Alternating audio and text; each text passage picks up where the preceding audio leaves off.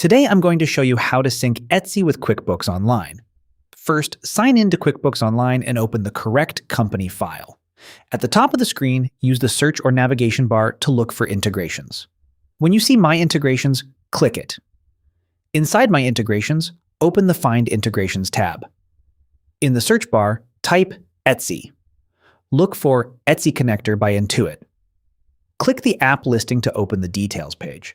Review the app information so you know what data can sync, such as Etsy sales, fees, taxes, payouts, customers, or orders.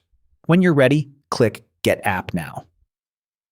QuickBooks will start the connection process. Follow the prompts to sign in and authorize the connection between QuickBooks Online and your Etsy shop. If you manage more than one QuickBooks company or Etsy shop, make sure you choose the correct one.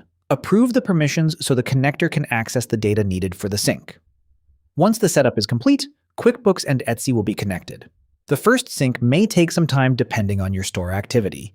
You can return to My Integrations to check the connection status or manage the app settings. And that's how to sync Etsy with QuickBooks Online in 2026.